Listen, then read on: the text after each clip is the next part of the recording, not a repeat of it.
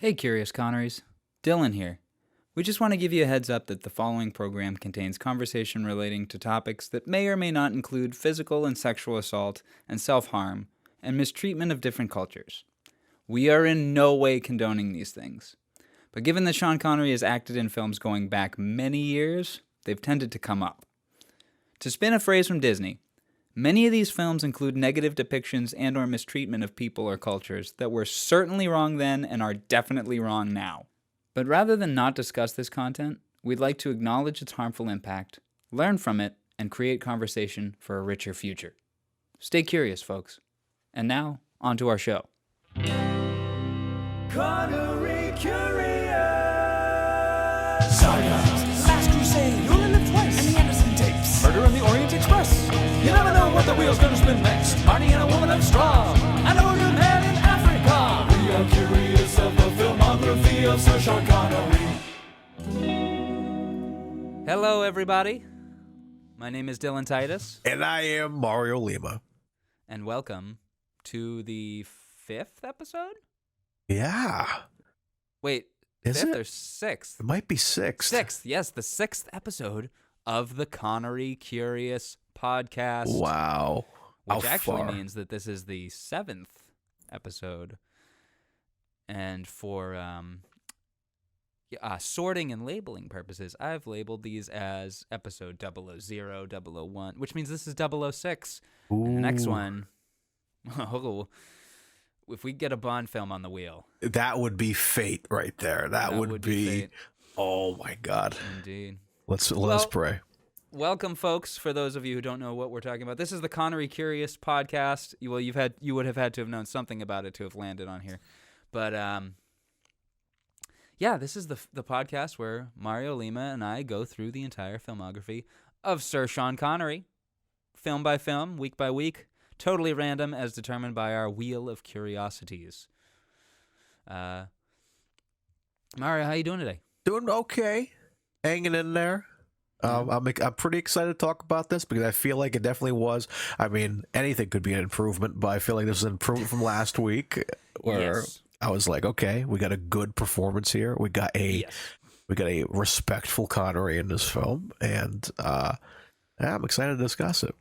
Me too. How are you doing today? Other than that? I'm doing okay. I'm hanging in there, feeling a little under the weather. I know you're feeling a little under the weather as well. I am. For listeners at home, I've got the COVID, so any muffling you hear, it's me wearing a mask in front of my microphone in my shared office.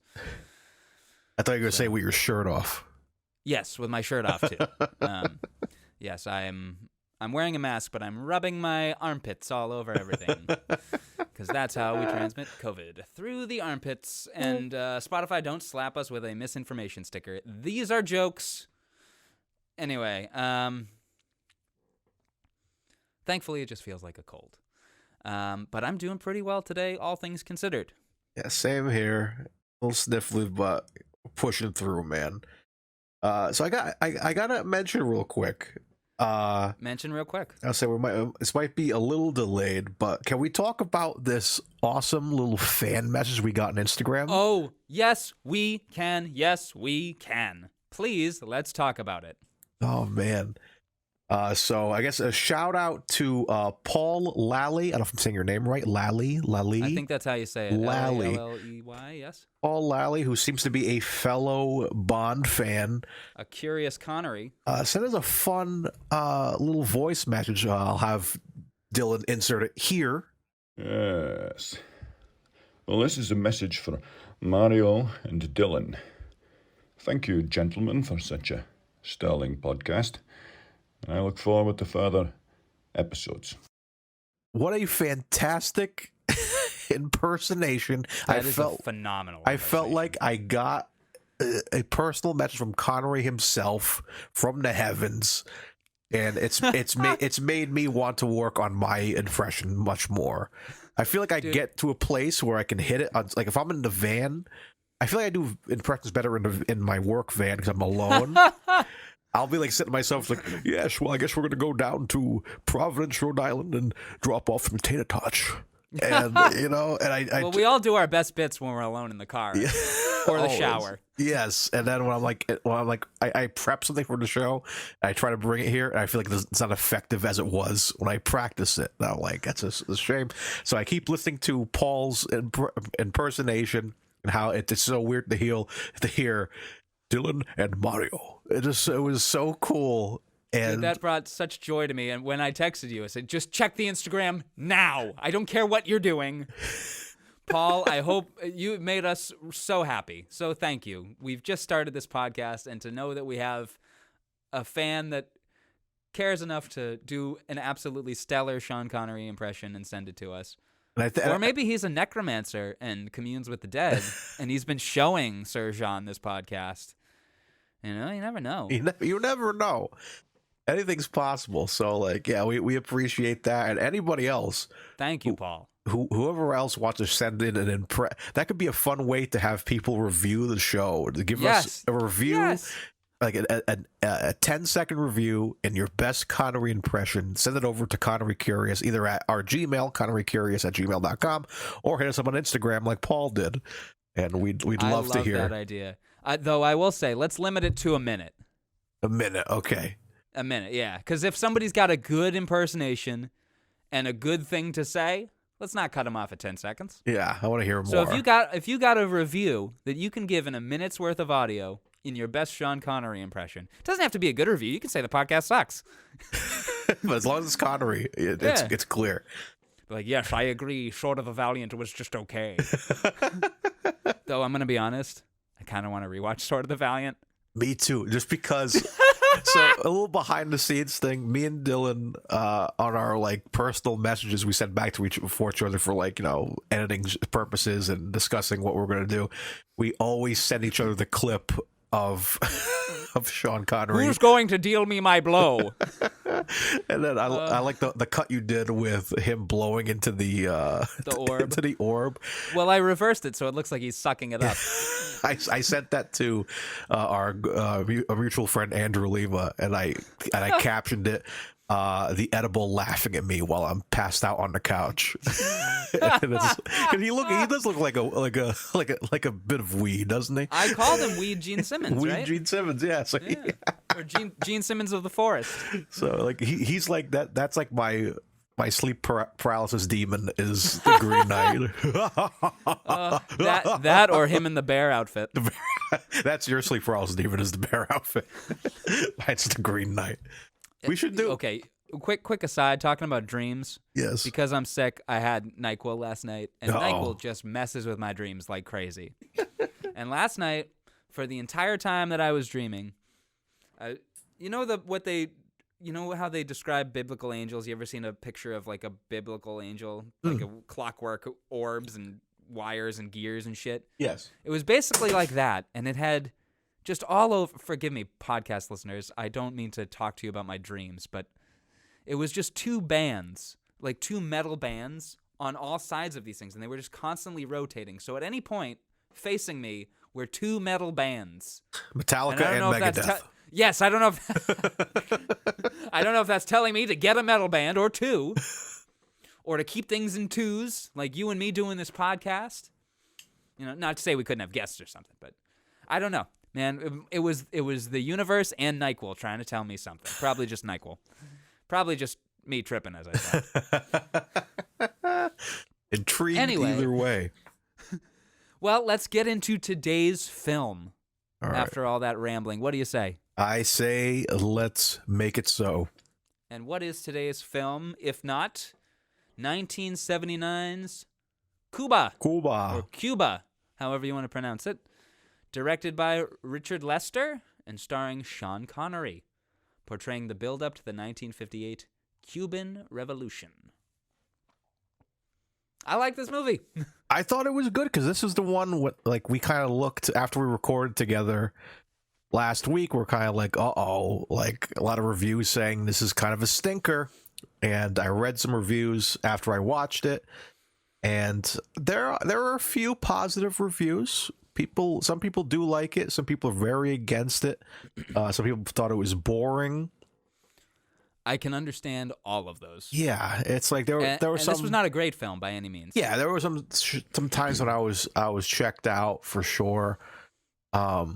But all in all, I thought it was an okay film, and again, I think it's a upgrade from last week's film where we got no Connery. That's when we get a lot of Connery.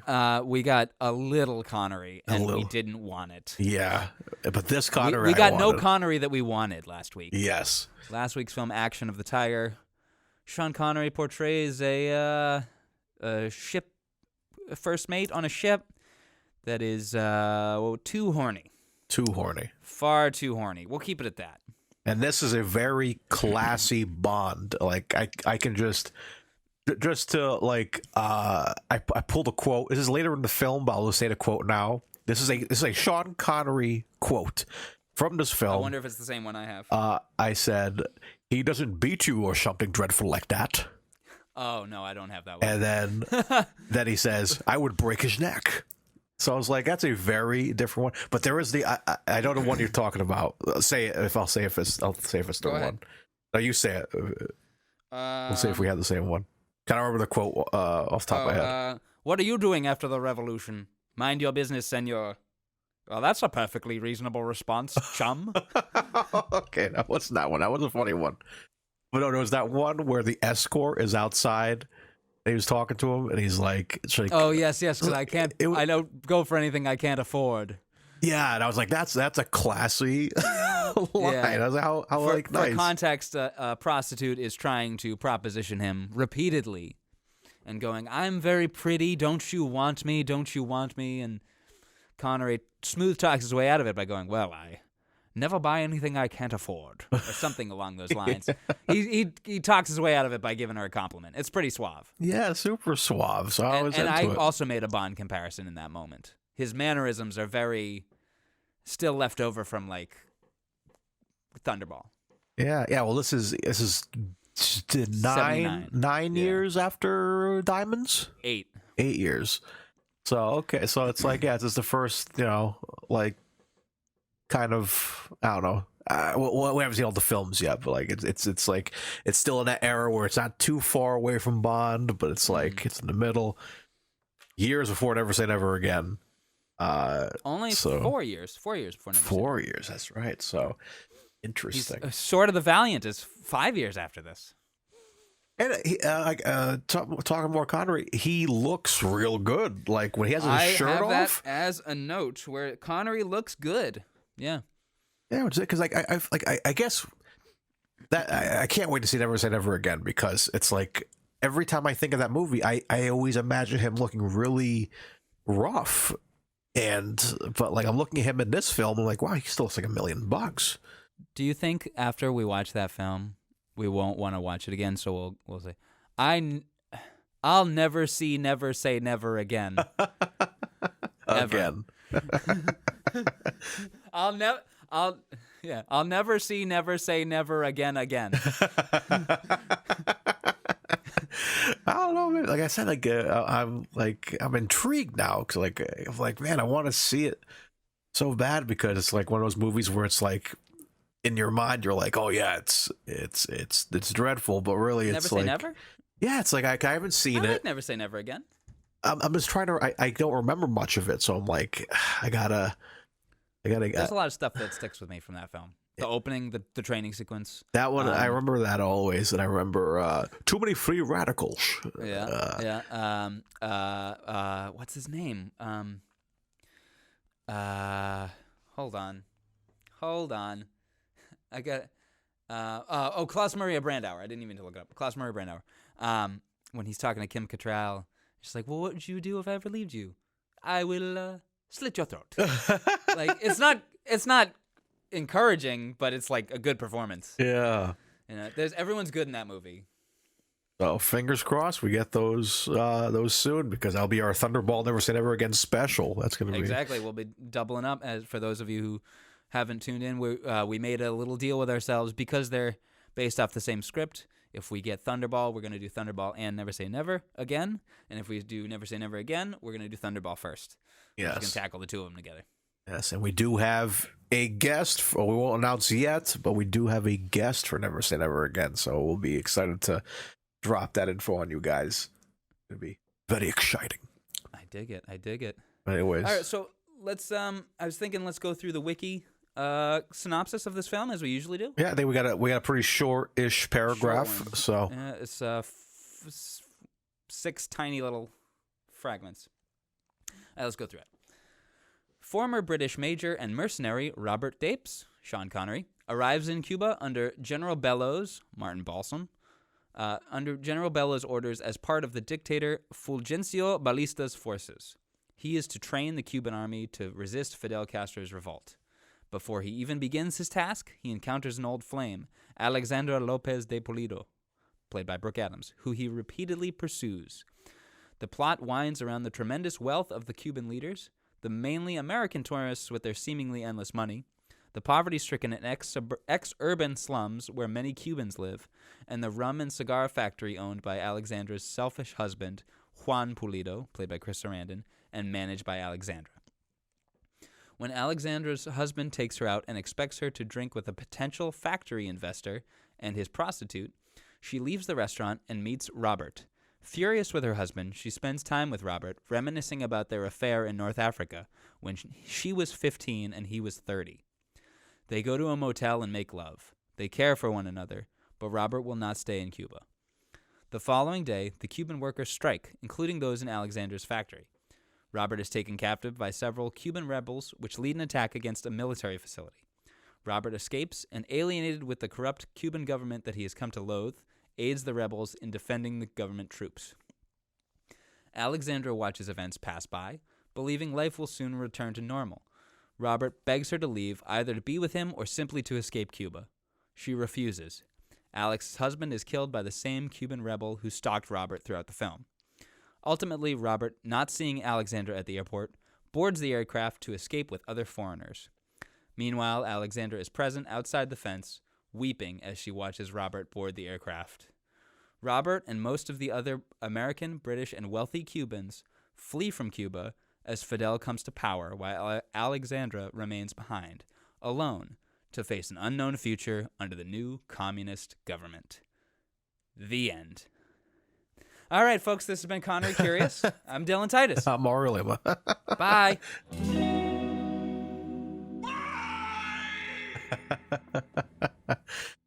So 2-hour flick. I liked it. I thought it could have been a little shorter, perhaps. I didn't mind the length. I thought the length was appropriate. It could have just been used a bit better. Yeah. Excuse me, I keep burping. Shall we get into our notes? Sure. So this... Go ahead. My first note was, a little behind the scenes here. So I had a small issue with my copy because I had a bit of a subtitle on, and for some reason... Oh, no, it was the audio for the visually impaired. Yeah. And so it was reading the opening credits, and the first shot is Connery, and he's like, I think he's on a plane, and he's rubbing taking a drink. Yeah, it's like a Scotch glass like on his forehead, and his name pops up. It says Sean Connery. And to make things even more confusing, the score to the opening of the film is a dude like just jazz scatting. My exact note. And then you just hear Sean Connery. My exact note is Cha Cha Boo Bear Sean Connery Jaboo Boo Bear. Oh, it's so good. Sean Connery. Oh man, so that was a lot of fun. But yes, super interesting music. I guess some would say this could be, if you're a Die Hard fan, people say Die Hard is a Christmas movie. Does this make this a Christmas movie as well? Because there's a lot of Christmas music in this movie. There's a lot of Christmas in this movie, and not one Christmas tree, not a lick of snow. And I wonder if I'm looking at the production here. Cuba was shot in Spain in December 1978. You think that's just like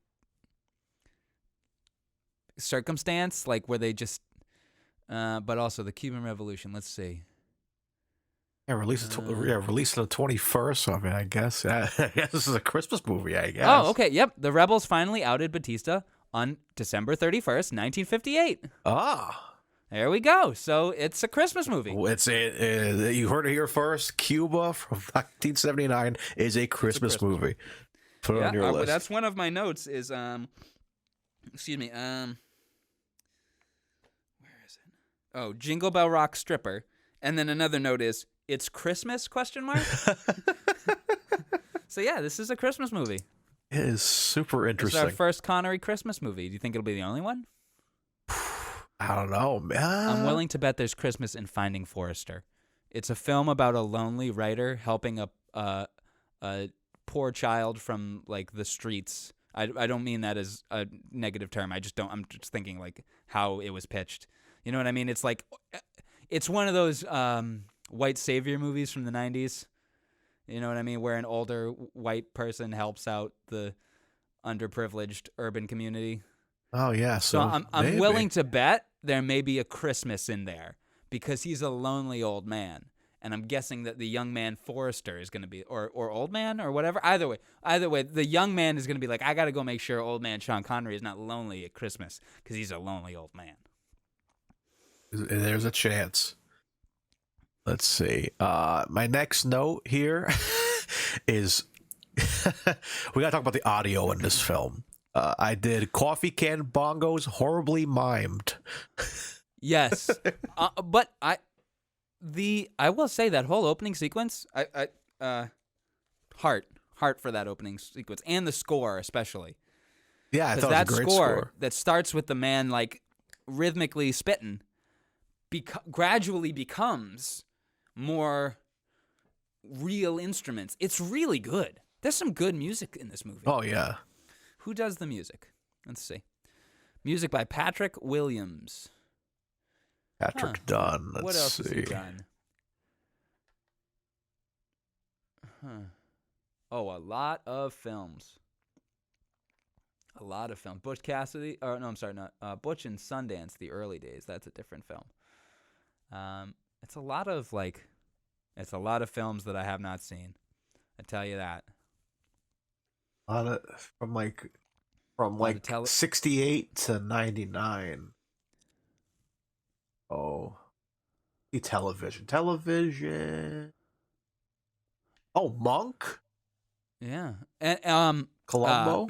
So on the subject of Monk, also he did The Magician with Bill Bixby. But on the subject of Monk, Brooke Adams, the female lead in this film, is married to Tony Shalhoub. Oh no shit. Mm-hmm. So, I liked her in this film. She was really good. Yeah, I thought Brooke so Adams. too. I really feel for her character a lot. She's just in the shit, man. Yeah. She's married into a very wealthy family, which is she's secured her position, which is good. I mean, I in terms of her in the story, whether you view that as an honorable thing for a person to do is on you. But she is in a decent spot in her life. She is managing her in-laws' family's tobacco factory and doing a damn good job of it, while her shitty husband, who is the part of the family that owns it, is drinking all his time away and sleeping all his time away with other women, especially one that works in the factory. And then he has the balls to come and be like, honey, can I have money so I can take out this investor?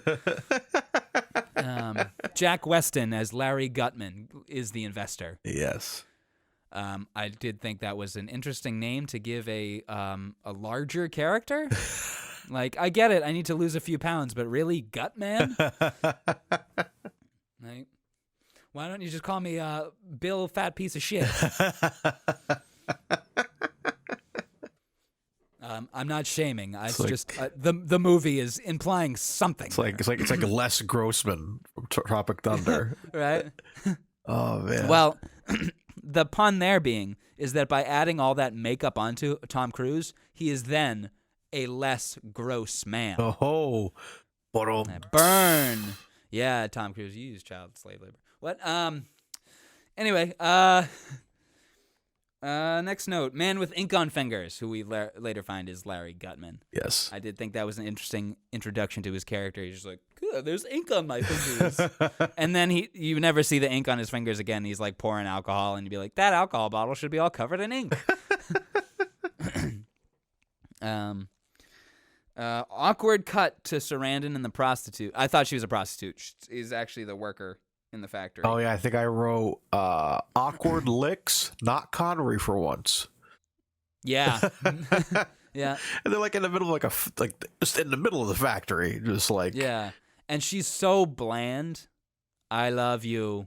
Yeah, I thought like because I felt like uncomfortable because I'm like, oh, like he's probably doing this against her will, but then she's like, no, I am into it.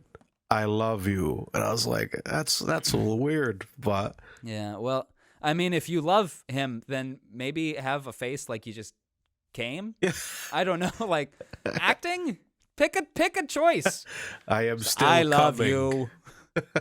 What was that? I am still coming. Yes, I am feeling pleasure. You provide me pleasure, and I love you for it. Thank you. It's a fembot. Okay, all right. Nicole and I watched Austin Powers a couple weeks ago. She had never seen the first one. She'd never seen any of them, or not like really since they came out or whatever. It wasn't fresh in her mind. So we rewatched the first one. There is a great gag at the end of that film. So Austin has Dr. Evil corner or whatever. It's when Austin and Dr. Evil finally are together in the same room.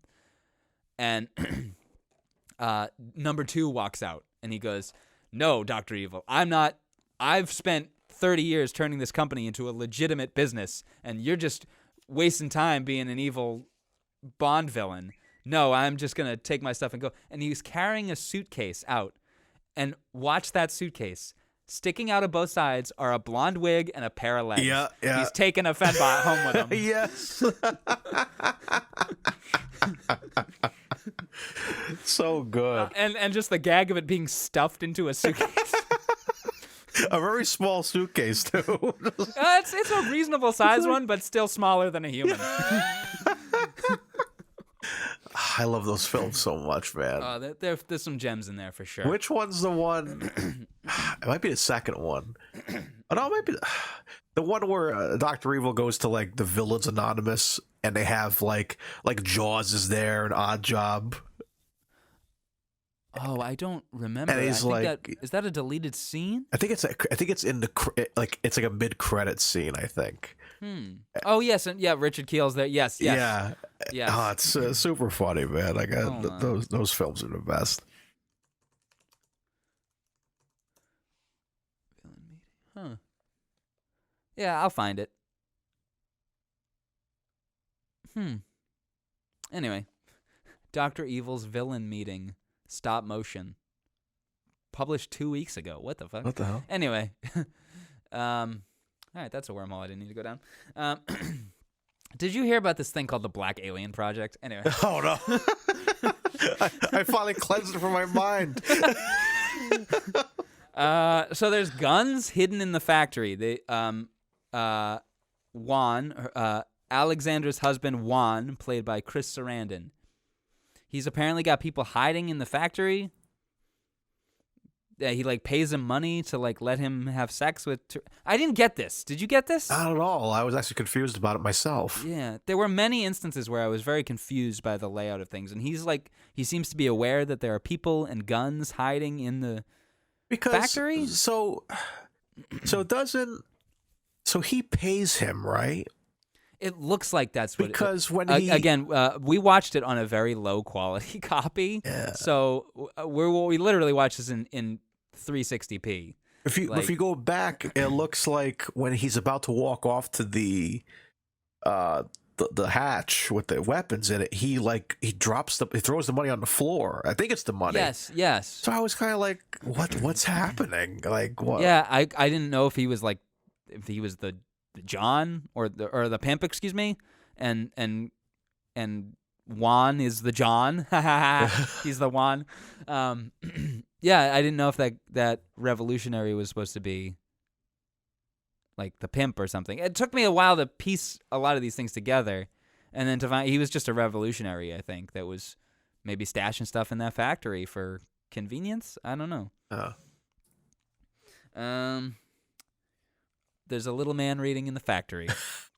His name is David Rappaport. He was an English actor with achondroplasia. Please forgive me if I've said that wrong. Achondroplasia. He appeared in Time Bandits and The Bride, and also the show The Wizard. Oh no, this is a different The Wizard, not The Wizard with Bill Bixby. Huh. Anyway. So yeah, his biggest role was in Time Bandits. Huh. Anyway, I liked him, and especially 'cause he's playing a big role at the end. He's like, I've got a gun and holding hostages. Yeah. Like, it's a big come up. yeah. Okay. My next note is the cigar roller. In that factory, you see all the cigar rolling machines. Yes. There are 2 shots specifically of this of one machine that rolls cigars. At the dispensary that I used to work at last year, that let me go last year. Actually, it'll have been a year in about a week. They had one of those machines, like the exact machine. Really? Like, the exact machine that is in that film. So much so that I think it may be the machine. Because I was there when the machine got delivered, and it got delivered from Cuba. Are you serious? Dead serious. Oh my God. That could be important Connery memorabilia. It could be, and I'll never be allowed back there again. Oh. We'll find a way. I'll have to hit up Tony. Tony, if you're out there, Tony, you know who you are. Hit me up. Let me know how you got that machine running, because you worked like you worked your ass off on that machine making it run to roll us up blunts, because cannabis is not the same consistency as tobacco. Anyway, so it was just crazy seeing that machine in there. Like, I sent it to somebody I used to work with, and they're like, oh my God, it might be that machine. Wow. Like, even like I know, again, we're watching it in 360p, so it's not high definition detail, but even some of like the scoring, and granted this movie is 44 years old now, or almost 44 years old, it was still like similar scoring on there. You know what I mean? Like damage and, and dents. Like, it looked like the same machine. I know this is probably so incorrect. It probably is not. But there's a very good chance that it is. I'd be willing to believe it. Because as far as I know, that company bought that machine, had it imported from Cuba, and it sat around for a while because we had to have like our most intelligent engineer come in and work on it. God damn.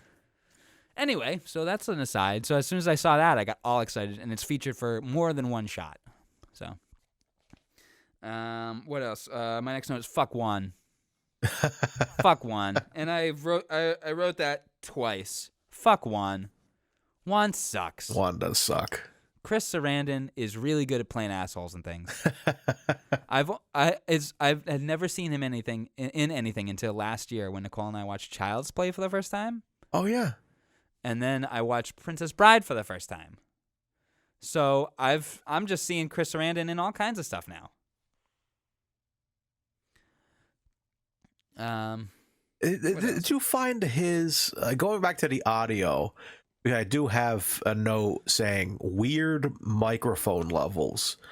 Yes. Yeah. It seems like a lot of this wasn't leveled out in post. But again, I don't know how much of that is from our DVD copy, which is old. Yeah. Yeah, because it was kind of like early days of DVD. Yeah, because it sounded like they were like maybe following them around that factory with a boom arm, Yes. but like you hear Juan's voice right up front like this, and then you hear Guzman like this, and it was and fluctuating throughout the scene too. Yes, so that's why I was like, because there was definitely some dubs in this film, but like I was always kind of like listening in closely to be like, what's a dub and what's not, and like I'm like, that sounds like they're filming it in the room. and it just doesn't sound right. Well, it sounds right for the room, but it just doesn't sound clean. Yeah. Yeah, there were definitely a lot of points where I'm like, what is being said here? And the DVD copy that I have didn't come with subtitles, so. Did yours? No, I tried. I was like, damn. Yeah, there were a few lines of dialogue that I missed, especially with Connery's. Does the SH? They're pretty H'd in this one. Yeah. The S's are pretty H'd in this movie. Not thoroughly, not as much as the Avengers, but they're there. I would say we're like 70% aged. Like, yes, 60 to 70. Just about that. I will say, I have for a note here. I said the old dape trick, and it was when we introduced his character, and I think one of the officers or something calls him Daps. Yes, actually, it's Dape. Well, you wrote the old Dapes trick. I wrote the old blender trick. Oh, yes. Because he and Alex are going out for a day on the town. And they sit at a bar and they wake the guy up so he can make them a drink, and he starts putting it in the blender, but he forgets to tighten the lid, and the blender sprays the drink all over everywhere. And Connery has to grab Alex and pull her away so she doesn't get all soaked by the drink, and it leads to a tender kiss. And like what a charming like realistic smile too. I feel like we haven't seen Sean Connery smile like that. I was like, oh, that was like a nice, heartwarming little scene, and it wasn't creepy, which I was totally happy about. Forgive me there. Sorry. Yes, he was very good in those scenes where he's in love. He's good. It's very reminiscent of what did I compare it to? A little bit like Quantum, maybe. Like just you rarely see Connery in love, and I just like that whole a little bit Her Majesty's. You know what I mean? Yes. Just like I feel like this is the Majesty's we could have gotten, which I was into. Man, I want to see that version so bad. Man. Yeah. Well, again, like we said, somebody out there that can do deep fakes. Do them for the right reason and put Connery into On Her Majesty's Secret Service. And we could call Paul to record the lines. Oh, the dialogue. Yeah, we don't need to AI the shit. Yeah. Paul, you gonna help us out with this? Paul, tell us you know somebody that can do deep fake stuff. There you go. And then don't do it on us. Yes. All right, what do you got? Yeah, Connery looks good in this movie. Yeah. He's got an energy to him. Yeah, it looks like $1 million. I like that. Like, yeah, I'd say like 250,000. Yeah, it's like it's more money than I have. Like he looks like it's so weird to pinpoint his age because he looks so old and Never Say Never Again, but he still looks pretty damn young. And like it makes me like wonder. What if he was still Bond at this point? Like, I feel like he still would have pulled it off. You know, his heart wouldn't be in it. Yeah, I think he's good in these movies because there's no commitment to being a franchise character, being somebody that people want him to be. And I think that's one of the things. Besides the fact that he was getting screwed over money-wise by Saltzman and Broccoli, I think one of the things that really hurt him, like they went to Japan to film You Only Live Twice, and they literally had people like going underneath the door of a bathroom stall, like trying to take pictures of him as he's taking a shit. Yeah. Like, so I think he was just like, I'm done with being James Bond. Yeah. I'm done with being who people want me to be. And he came back, and you see it in Diamonds. He's not happy in that movie. Oh, yeah. And then Never Say Never Again, he's got a little bit of energy because there's 12 years on, and he's not working with the people that screwed him over. Right. And there's a sense of like, well, let's all get back at them. And you're going to give me a bunch of say in the movie because I'm your star. So, absolutely. All right, what do you got next on your notes? What do I got next? A lot of these actors are not Spanish. Yeah. There's a lot of Denholm Elliott obviously these are the British ones, but Martin Balsam is not Spanish. Chris Sarandon's not Spanish. I mean, I'm not assuming. I'm assuming these people's backgrounds, but just looking them up, it's all the American actress, American actor, American actress. Brooke Adams, American actress. Lynette McKee, American actress who played Teresa. It's a lot of American actors in this movie. And I'm just curious what the deal with that is. Just because it was like an American production, or he's based in the UK, Huh. I need to read some more about Dick Lester's work. Wow, he's still alive. How old is he? 1990. He's 90. 1932 he was born. Wow. Whoa. Huh. Okay. Sorry, folks. This is riveting podcasting, as I say every week. Just me reading Wikipedia. Other notable works as director include The Three Musketeers from 1973 and its two sequels, Robin and Marian, 1976, which is one of our Connery films, and Butch and Sundance, The Early Days, which was another one with music by Patrick Williams. Yeah. And stars Tom Berenger and William Catt. Huh. And what other people may best know Richard Lester for is he directed Superman 3 and finished Superman 2 after Richard Donner was kicked off of it. But most importantly, I think, he did Hard Day's Night and Help, which is also a callback to when we did The Man Who Would Be King. And folks, you check our social media, you'll see the video for The Man Who Would Be King synced up with A Hard Day's Night. But yeah, so another callback to the Beatles. Hell yeah. And speaking of callbacks and connections, we had a couple of Bond connections in this. I noticed that as well. Go ahead. Yeah, so one being Walter Gattel, which for some reason I didn't know. Go tell it on the mountain. For some reason, I've never heard. Is that his actual speaking voice, the English accent? It sounds like that's his speaking name, but he's a German actor. Yeah, because I always think of him as, from Spy Who Loved Me as the German actor. Yeah, so I thought that was interesting. And the second Bond one, do you know what it is? Is it? Hold on, because I just had. Okay, is it Christopher Lee? I have in my notes Scaramanga Dracula. Okay, yes, because it's hold on. I'm gonna be sure. Hammer, Cushing, Lee, Dracula. Which one specifically is it? I think it might be the first one. 1958's. Yep, 1958's Dracula. Yeah, yep. I thought that was super cool. It would be that one. Yeah. I want to see that movie.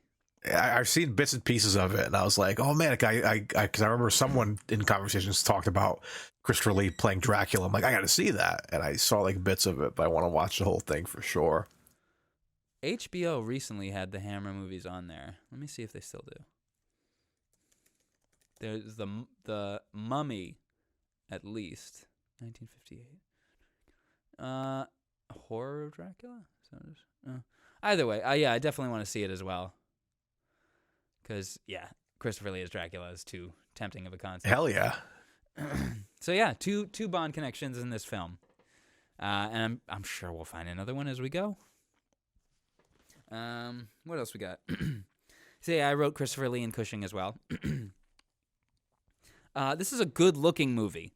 I wish the DVD that we had was better. Yeah. So, I wish I had gotten this on Blu-ray. It's a very good-looking movie. Another line I wrote. When they're playing golf, there's some Englishmen playing golf, and he goes, "Your bash, Vicar." Your bash. Just love it. Just take a bash. Goldfinger plays a Slashinger 1. That's what I was waiting for. If that's a Slashinger 1, then I'm Arnold Palmer. It's your honor, sir. Oh, I can't wait for the Goldfinger episode. Oh, hold on one second. Sorry. Just responding to a text there. I'm going to just turn my phone on Do Not Disturb. Yeah, I can't wait for Goldfinger either. Necklace, exclamation point. It turns out the necklace that Juan gave to Therese was Alexandra's mother's necklace. That doesn't really come back. Yeah. To either rewind that, because for some reason I thought that that Robert gave that to her or something. Yeah, and we see it in the flashbacks, which the flashbacks are just pictures. Do you notice that? Yeah, they're just still images. Yeah, and like a shaved Connery, and they kind of did him up to look a little younger. Yeah, and I was like looking at him, like, oh, I was thinking maybe they took like a photo of him, like from an older film, and just like photoshopped it, but it looked like it was actually him. They might have dyed his hair a bit or something. Well, speaking of old photo of Connery and Photoshop, my favorite transition in the is whole the film. water. The water. Yep. I have that in my notes. Chris Sarandon dives into the water, and then the water becomes the photo bath. I thought that was really good. So cool. I was like, this film, man, this film was pretty artsy, man, and some of the things. Yeah, there's some stuff in here. Yeah, for lack of a better term, there's some stuff. Yeah, that was funny. Oh, looking back at my notes here, before the pool photo developed transition, I had to remember what it was. I said close talking about ponies. Yes. My son likes horses. He doesn't really know much else, though. Does it remind me of that Seinfeld episode with the close talker? Oh, people coming. I don't think I've seen that one. Is he just talk really close to That's the one people? with he was in the Santa Claus. Hold on, what's the actor's name? Santa Claus. Judge Hirsch? Judge Reinhold? Yeah, Judge Reinhold. It's him, and he's like Elaine's new boyfriend. And like when he comes over to visit Jerry, he's like gets really close in her face, like, "How are you? So nice to meet you." And he gets up in like Jerry's parents' face, and they become like weirdly big best friends. They take him out to like go to his shows and stuff. But that's what this reminded me of. Okay, yes, I think I've seen him on Seinfeld. Yes, I've seen so many episodes of Seinfeld in passing, like, yeah, and I don't think I could tell you the plot of any of them specifically. Yeah, I think I recently was rewatching because I went to go. I think I told the story on the podcast maybe when I saw him. So after that, I was in the Seinfeld mood. So I was like watching all the episodes. And that was one of the ones I came across was the close talker, and I was like, oh man, this is classic. But yes, close talk about ponies. It's like, do you like this pony? Well, yes, I do. Well, then I'll buy it. Yeah. But also, like, little things like that are showing how. This film was good at showing how the rich don't give a shit and how that revolution is coming fast. Yes. Especially with little things like, I literally just lost my train of thought. Oh, just I'm just gonna buy the horse because you like the way it runs. Yeah. It runs in a circle. So you like that, so I'll buy it. And you go like, how expensive is a horse? Oh yeah, pretty expensive. Sold. You gotta like hire people to take care of that shit because rich people don't take care of their own horses. I know, I'm poor. I can't afford a horse. My next note is rhythmic clanking of bottles. When Juan is showing Larry Gutman is an American investor. He's a scumbag. He's the one we see with ink on his fingers. At the beginning of the movie. He is an American investor coming over to Cuba to find some good things to invest in and take back to America and make a bunch of money. Juan is showing him around his father and family's businesses, and he takes him to his father's rum production plant.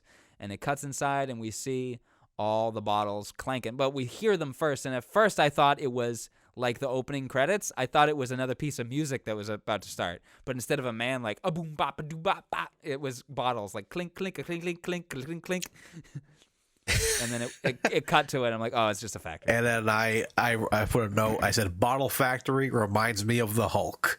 Dude, that was my next note. Was it really? That was my next note. Hulk shows up. Like, and somewhere it cuts to Ed Norton just working on the machines. I wanted to cut to the Stan Lee cameo where he's drinking the thing. We should cut that. All right, I'll make that edit. We gotta cut that. I'll do it. I'll make that edit.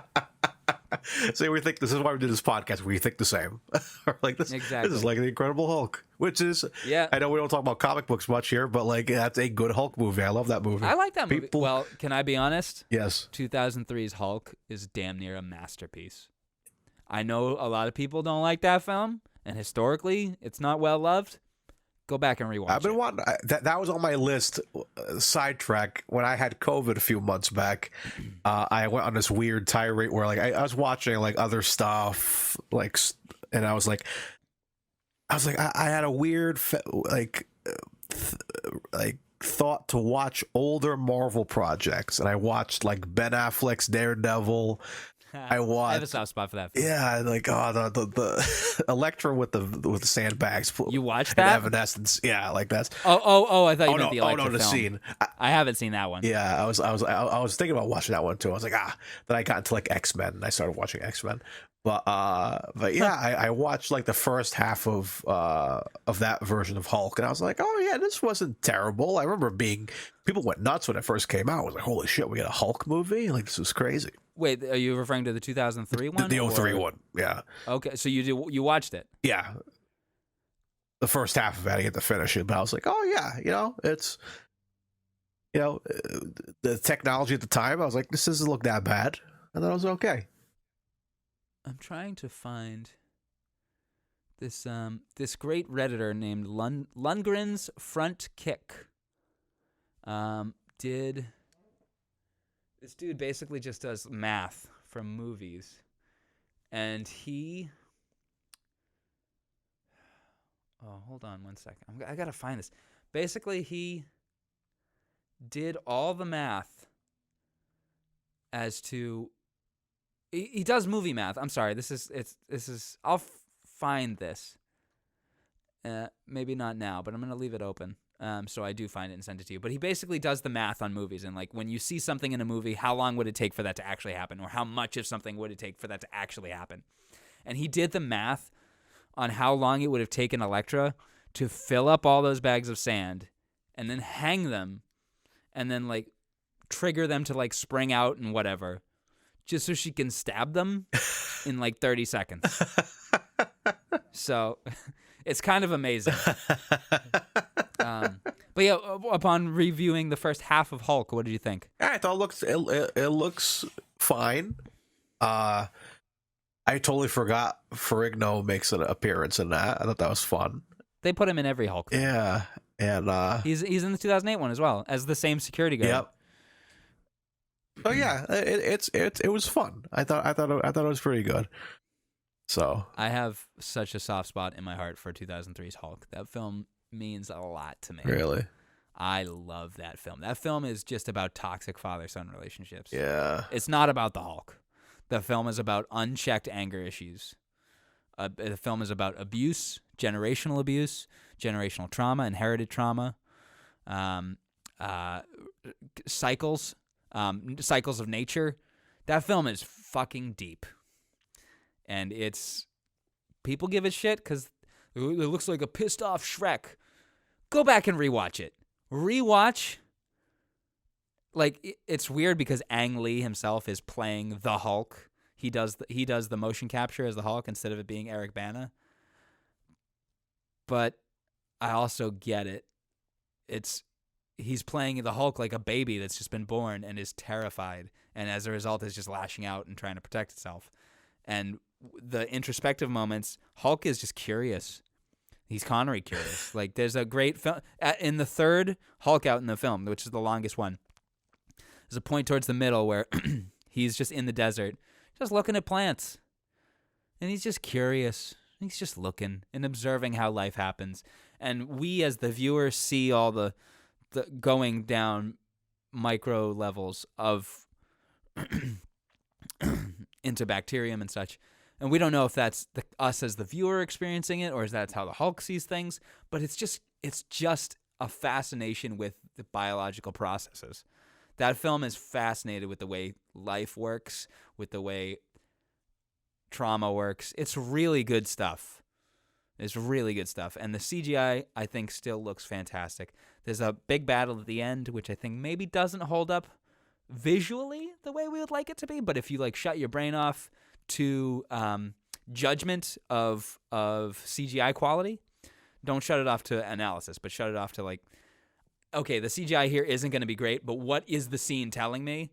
It is literally, wow, I'm going to get real deep here. Having lost my father 6 months ago, that film, I watched it on my birthday this year, or last year, after his passing, and it was really important to me. It was very clarifying because at the end of that movie, the whole film, spoilers for 2003's Hulk, Nick Nolte playing David Banner has basically like made a science project out of his son. And after 30 years, he is determined to see the thing through to the end. And he just keeps poking his son to be like, you have this power that was supposed to be for me. I was making this project and I was just testing it on you. It was supposed to be for me. And the way the battle ends, you take away all the science fiction shit. It is literally just a father continuing to give his son shit. And then the son at the end goes, fine, you want my shit? Take it. And the dad goes, oh, God, I didn't want this shit. And Bruce is just like, yeah, you didn't. You didn't. You didn't want that shit, so you shouldn't have put me through it. And it's a very clarifying, very cathartic film. And also people, so it's edited like a comic book. It's not. Go rewatch it. It's just really clever. It's very, very clever editing. Incredibly clever and incredibly inventive. And in fact, when Nicole and I were watching it, she's like, I really love the editing in this film. So much so that when I was editing the music video for The Tower, if you go back and rewatch it, there's an edit in there that is straight out of Ang Lee's Hulk. Oh, shit. Yeah. You gave me chills, man. That was... It involves a stairwell. Oh, that's right. Yeah, with the transitions there, the kind of oh fuck. And then the stairwell comes back. Yep, that's all. That's from Hulk. It's like I want an edit in there like that. And I'm like, okay, I'll find a spot where I can do it. Oh fuck, dude! Holy shit! So yeah, it's some incredible filmmaking in that film. People just brush it off, but it's genuinely incredible. Sam Elliott is General Ross. Honestly, I love Harrison Ford, but fuck him. Bring back Sam Elliott. That'd be sick. He's General Ross. He was General Ross way more than William Hurt. Rest in peace, William Hurt. Great actor. I love William Hurt.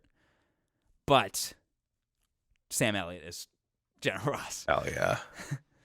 All right, we were discussing Cuba. Cuba, a bottle factory, bottles making noise. So the Hulk, and I will say, the Incredible Hulk might be my least favorite of the Hulks. Really? Yes, I actually really like. I really love the Bill Bixby Lou Ferrigno show, and I love the 4 films that came out. There's 5 films that came out of that show. The pilot episode is a movie. The second episode is a movie. But it's just a TV movie. They're both TV movies, but the first one is like a movie. Then there's the trial of the Incredible Hulk Returns, which was a crossover with Thor, or a backdoor pilot for Thor. Then Trial of the Incredible Hulk, which is a backdoor pilot for Daredevil, and then Death of the Incredible Hulk. All of which I have. They're all great, and I have real fond affection for those films. Anyway. Hell yeah, man. Hulk. I love Hulk's my favorite comic book character. Mine too. Look, Really? He's on my desk. Hell yeah. Sorry for audio listeners. I have a little Hulk statue that sits on my desk. That's awesome. And the smashing is very Oh nice. yeah, I love that. Like It's like, the way it looks animated. yeah, like the little gravel on it and stuff. Like it's Hulk smash. His mouth is huge though. Yeah, it's very cartoony looking, but It's for playing hide the zucchini. yeah. Hide the Hulk. Strictly for the fish stick. Strictly for the fisting. Strictly for the fisting. Okay. Anyways, welcome back to Strictly for the Fisting. Hulk shows up in the bottle factory. Okay, my next note is fuck Juan again. Yes. Fuck Juan. Juan sucks, He dude. does. Chris Sarandon is great at playing a scumbag. He sucks. Ugh. Walter Cattell! Exclamation point. He's obviously not a good character, but he's a good actor, and I enjoy seeing him act. Oh yeah, same. But the character is clearly meant to be like too rich for his own good, snobby, ignorant businessman about to be ousted from any sort of power. Yes. I love Juan's house. That house is dope. Oh yeah. I love him, like, that's me after work every day. Is him just taking everything off. Takes everything off and just chucks it. Yeah. Kicks Little his by shoes little. off and just jumps in the pool. And he like points to somebody. He's like, "You make me a rum and coke." I wish I could do that. I usually do yell that, but I never get a rum and coke. And you just like gradually walk through your house, getting naked, Yeah. little by And I little, jump and into- flop down into the bathtub. Yeah, I jump into the bathtub. Yeah. Editing is quick and weird at points, but not erratic. Yes. It's not erratic editing. It's just every now and then there'll be a quick one and a weird one, and you're like, "That was weird." It wasn't erratic or anything, but I didn't expect it. Okay, moving on, I guess. Excellent transition from the pool to the photo bath, excuse me. I like the little small gag of the mirror window. You know what I'm talking about? Oh, Connery goes to a big house, like a government house, and there's a little woman with a cane watching TV. My next note is lady with cane smiling at the Mr. Clean commercial. I like that little insert shot of her, just like this shitty TV. And it's funny, the quality of the TV is like the quality of the movie we were watching, like visually, like it was very poor visual quality. She sees a Mr. Clean commercial and she just smiles. yeah. And seconds before, like, whips Connery on the tush. Yeah, just smacks him on the tuchus. with his scooter cane. Get out of my way! You're blocking the TV. Oh, shoddy. What was that? I think he says, "Oh, sorry." And they go, Oh, yeah, "Oh, yeah. shoddy." But also, how could you just walk in front of a TV and not think that would be an issue? Who does that? Sean Connery. Somebody's watching that TV. You know what? That's I take just it back. rude. Sean Connery's a piece of shit in this movie. Yeah, exactly. Fuck him. Just as bad as Action of the Tiger. Same level. Yeah. but Seeing when- that Mr. Clean commercial, I kept forgetting this takes place in the 50s. 58, Yeah, it's like, I don't know why. It's like, because I don't know how. I don't know much about vehicles in the 50s, but like, I'm not sure how many 50s style vehicles they used in this. That this for this just for like the city shots. I was like, yeah, I keep forgetting this is supposed to be in the 50s, but like, it kind of It's just nebulous enough, I think. yeah. Like it's just close enough to the 60s, and this was filmed in 78, so I feel like maybe it was 20 years on from when it was filmed. I feel like in between 58 to 78, maybe visually there weren't as much of a style change, maybe, and maybe they shot it in Spain, maybe they just had older cars. I don't know. Yeah, Because it definitely wasn't. Because going back to the Dracula scene, like when you see the wide shot of them talking in the room, you clearly see that they like kind of pasted the film onto that board and made sure no one walked in front of it. And so, like, they're trying to like get it to look like the 50s as much as possible. Yeah, and it's black and white with no sound, which I like. Yeah. Like it's like, yeah, even the rich people still get shit. Yeah. It's like even luxury is garbage.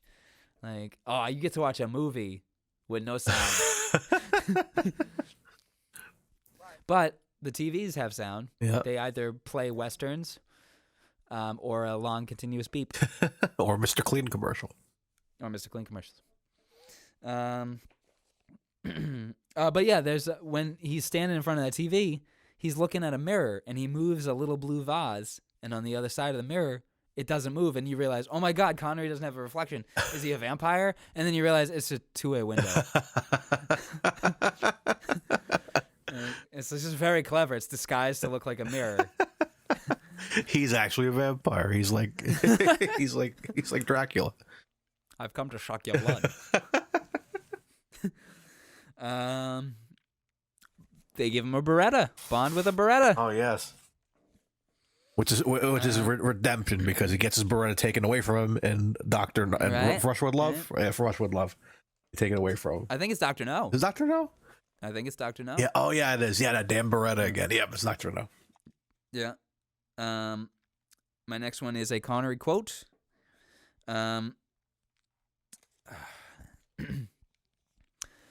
The general is basically saying, like, I'm not elected yet, but they will call me general, something along those lines. And Connery goes, it's important to call people what they are, sir. It's the way it's delivered and the way he says sir is just telling that dude, I don't think you're any more important than anyone else. Just walks away. You're just a man like anyone else to me, dude. Hell yeah. Like, sir is obviously a term of respect, but I think he's using it as, like, the barest minimum respect, because he would call him general. You know? I think people deserve to be called what they are, general, but he didn't. He said, sir, Yeah. I'm going to take you down to the bare minimum that you can be. Hell yeah. There's a random moment. So there's a lot of random moments in this film that they just cut to, and it's just a thing happening, and then they just cut back to the plot. And one of these things that's just happening is there's two people outside setting up tables and chairs at, like, a hotel, and a dude is struggling with the umbrella, and he goes, I can't work this thing.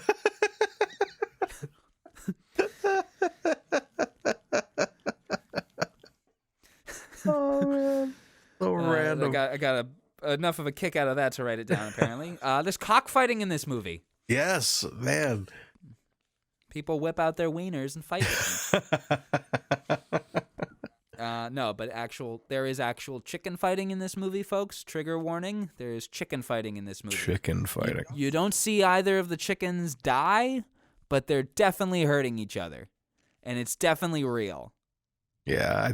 I'm pretty sure in the credits we didn't see a no animals were harmed in the making of this film thing. Oh, yeah, so.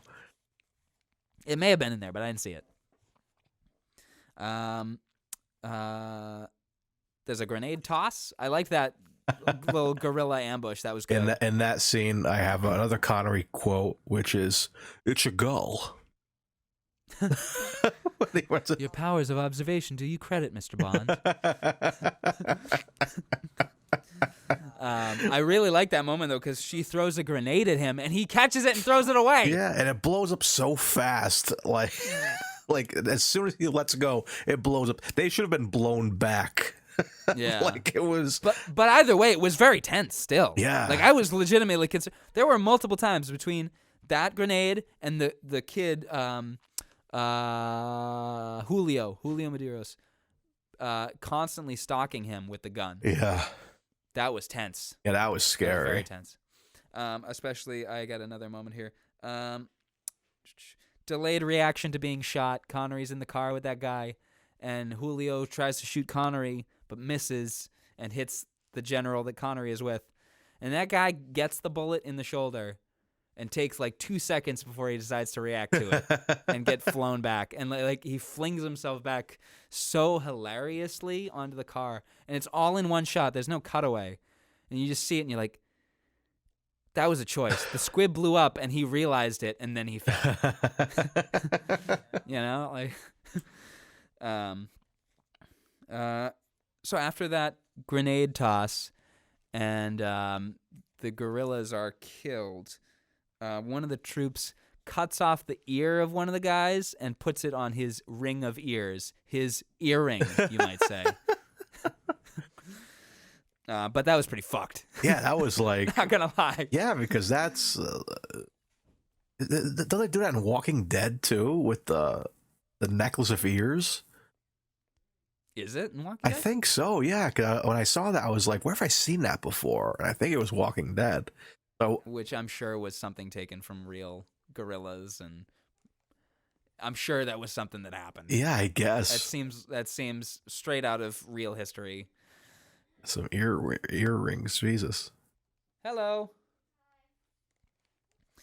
What else we got? Oh yeah, we see shirtless Connery with his tattoo. Yeah. It's always cool seeing Sean Connery's one tattoo. Yeah, you see it in Never Say Never Again as well. You see it in all the Bond films. Do you? I know. Yeah, I think he got it when he was in his 20s or something. We gotta look out for that. That's gonna be a segment on the show. Is where is the Connery tattoo? and if we spot it, we'll try to get a picture of it each time. That's the only one. That's the only movie I've really noticed it, and besides this one was Never Said Ever Again. So I gotta look out for that. Yeah, you forget it's there until you see it. Yeah. And then you're like, oh man, I should have been looking for it the whole time. But now let's make a game of it. Yes, find the Connery tat. My next note is soldiering has changed. He's telling that general, he's like, I'm a soldier, but being a soldier is something different than it was when I was a younger man. And he goes over to the wall and he looks at a picture frame and he says, soldiering has changed. In that picture frame, it should have been a poster for the man who would be killed. Because they're literally soldiers of fortune in that movie. Another edit. We need to edit that. The dinner shootout scene. All these rich Cuban family members are at a nice, fancy dinner in a room filled with mirrors.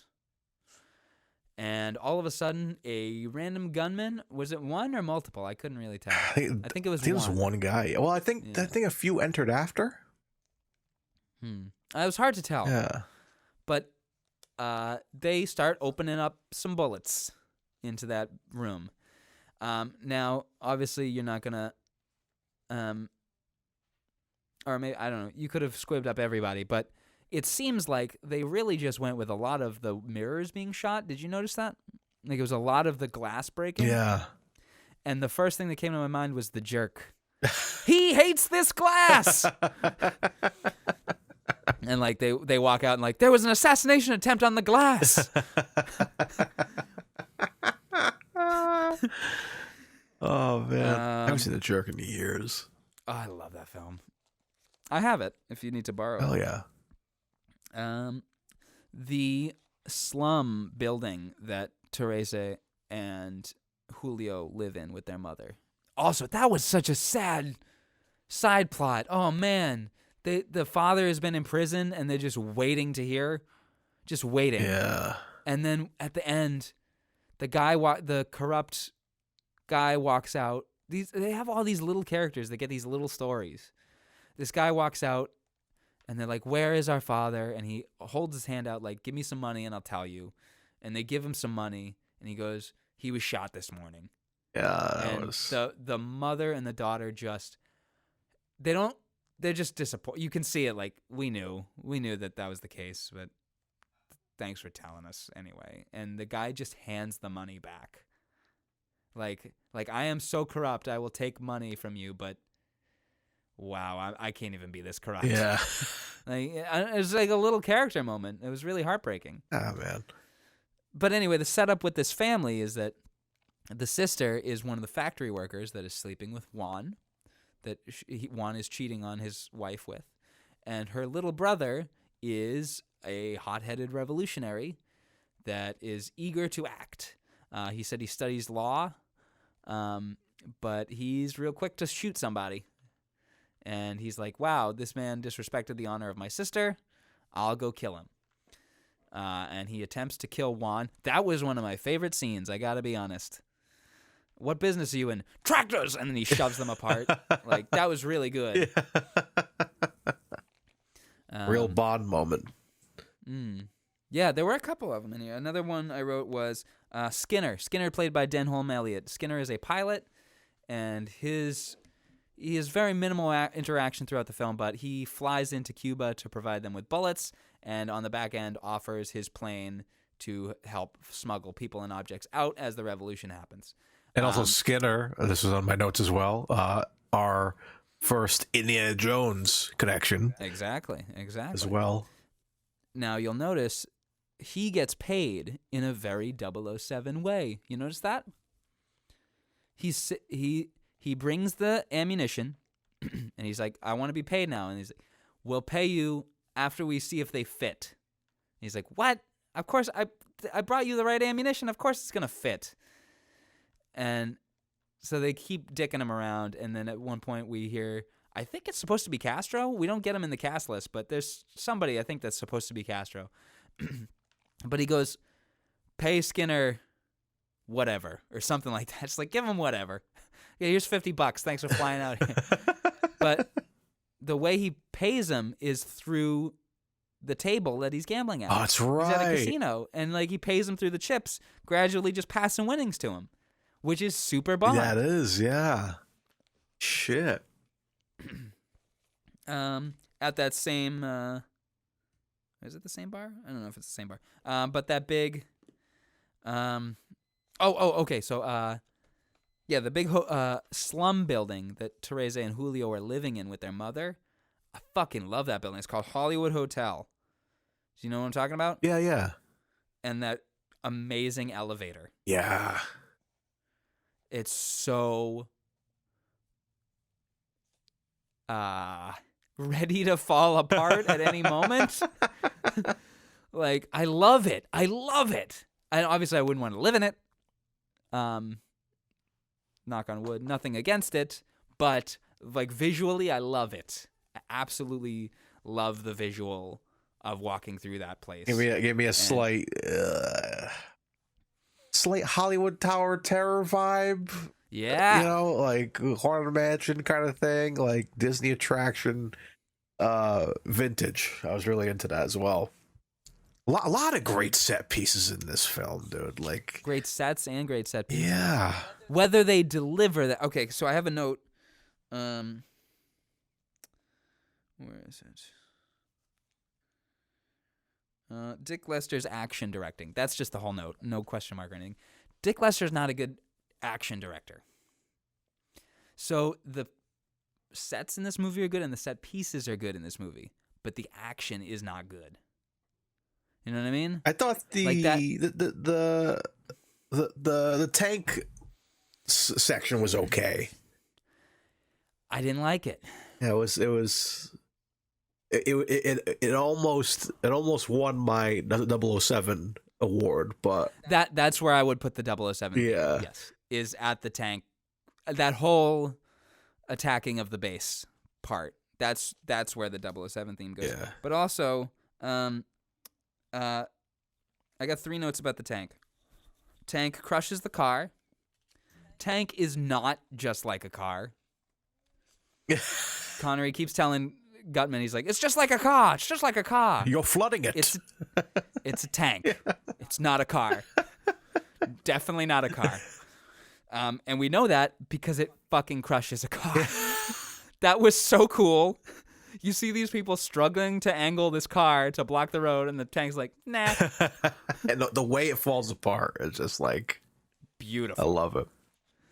And then my final note on the tank is that the tank is Jaws.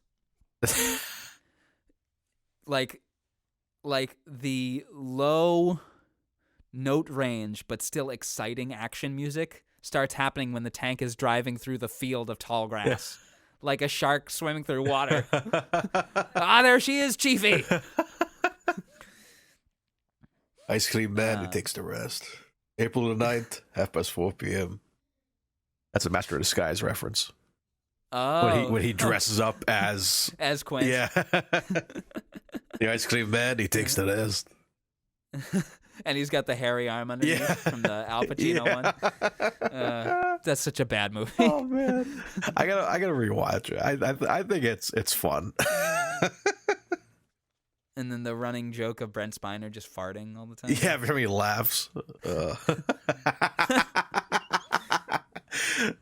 Says the podcast that does several Sean Connery poop jokes. Exactly. Well, I mean, they can't. I never said that they couldn't be classy. Yeah. That's my favorite joke in that movie. Yeah. Is that every time he gets to like the crescendo of his evil scheme, he just toots a bit. And it's enough to distract him from his own. Yeah, he stops. Evil. He stops everything. Anyways, good stuff. The shot of Alex and Bob meeting each other in the mirror at the bar. That was really good. Yeah. Where they're both looking the same way, and you realize, are they looking in a mirror? And then the camera slides out, and it's like they were looking in a mirror. That was good. What else? It's Christmas. Jingle Bell Rock stripper. Alex doesn't remember Bob's last name. Why? Yeah. I don't know. Why? You figure you would? You might remember that. And it was because I was like trying to decipher that conversation because like the way she was talking was like she wanted, like it felt like she wanted him to tell Juan his last name. Juan, whatever. Juan. Juana man. Do you want to know what his name is? It's Juan. Juan. But he's like, yeah, but she's like, I gotta tell him something. I thought she was trying to like cover for him. Yeah, or something. But then he's just like, my name's Robert Tapes. What about it? Yeah, so I was just like, Also, let me save you life from the shooter. Yeah, so I was just like super confused that little sequence of events. So it was, I don't know, just weird. There were a lot of sequences in this film that were, or small scenes that were confusing as to how they played out in relation to everything else. Like the introduction of the guns being hidden at the factory, why she doesn't know Robert's name, the small detail of her mother's necklace. There's a lot of things that are just like kind of sloppily delivered. Yeah. But it didn't detract from my ability to enjoy the story. Mm. There were some parts where I'm like, what is happening? What is even being said? Because as we said, the copy that we watched, audio quality is not great, and the picture quality is not great. Yeah, I'd like to eventually, like, we'll get to that later, but like, if I was to rewatch it, I would like to see it HD. like, yeah, HD and subtitles just to kind of get the full, like, feel of it. I'll probably. Oh, excuse me. I'd probably pay for the rental next time. Yeah. Yeah, I'm just gonna have some tea.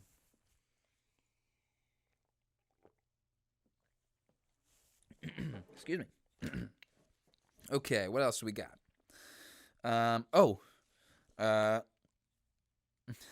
They're walking along, catching up, and she says, "Well, what have you been doing?" And he says, "Modern warfare."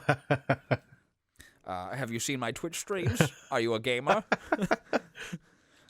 Sean, what would be his gaming tag? It would be Dape stabbing on you, 69. Dape Trick 59. 69. Oh my god. Dape Trick. Yeah. Check me on Twitch at Dape Trick. Get daped, noobs. Oh my god. Oh, wow. Oh man. Excuse me. Yeah, the old blender trick. Said that one already. I love Skinner. Denholm Elliott as Skinner is great. When he's like, he's dropping, he first arrives, and they go, "You'll get paid when we know that the ammo fits." And he just goes, "Oh, thanks. I love doing business this way." Shit. He's great. He's fantastic. Yeah, I really enjoy him. And there's another moment that I really enjoy of him when he and Gutman are at the factory, and Gutman and Connery are inside being held hostage, and Skinner goes to the door, knocks on it, and then one of the guerrillas opens the door with the rifle, and he just goes, "Oh no," and he pulls the door closed and runs away, and then the gunshots start happening. That was pretty good. Yeah, he was definitely the comic relief for a lot of this. Yes, he was the comic relief for this film.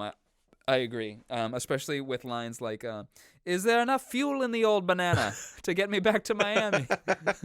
In the old banana. And I'm like, why is he calling his plane like that? The old And banana then- trick. And then, and then you see that he's flying a big yellow plane.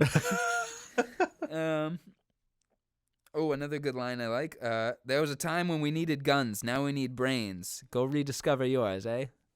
Nice. That was good. I like that. Because the young boy, lost the name already, Julio, is like, I brought Connery here. Let me kill him. He's just eager to do some killing. When Gutman wakes up in the morning with the escort, and he like he doesn't wake up. He like notices he's awake, but he's just like, I'm gonna keep sleeping. And the escort steals all his money. That was funny. That's what you get. Especially because when she shows up, he's like, "Do I have to pitch in, or is this all taken care of?" She's like, "It's all taken care of." And then at the end, she's like, "I'll take your money." There's a couple of moments like that, and we see the scummy guy that works at the prison. At the end, he's like dumping this big box of money into his suitcase to go to the airport, and then I don't know if you caught this, but at the end of the movie, as Alex is walking away through the airport, you see that guy, and he doesn't notice, and he turns around, and his suitcase is empty. Yes. He's been completely robbed of all the money he stole. So that was good. I really liked that. These little tiny stories that get little tiny beats throughout the movie. That's one of the things I liked about this film. These little stories that get little bits of attention. These little tiny people that not physically tiny, but these people that aren't drivers of the story, but are the people that are going to be affected by these actions. Yeah, I'm thinking like, you know, we'll get to the end here anyways, but like we'll talk about like reviews, like scores and all that. But like, yeah, for folks who are out there and who have like either seen the film or what like were not a fan of it, or like have heard or heard terrible things about it, check it out, because like I said, like with for every 5 bad reviews, I found a good one. And people were like, you know, there was one I saw that said, let's see, here it is. I don't know what people are being so negative for. I thought this was a fine film and a great story. Sean Connery at his best. So it's like people like this film. So it's like any film like nowadays. Like some people don't like Shang-Chi, some people love it, some people hate it. You know, that's just how movies are. But like, this movie was pretty brilliant at times. There was a lot of stuff I really enjoyed in this film. So like, there was a lot of stuff I didn't enjoy in this film. Yeah, but like there was nothing I hated though. I would rewatch. I would watch again. I would also rewatch this film. Yeah. Would you show somebody else? I think so. Yeah. Yeah. Who would you show this film to? Like, who is this film for? This film is for dads. Probably for dads or for like. This film is very much for dads.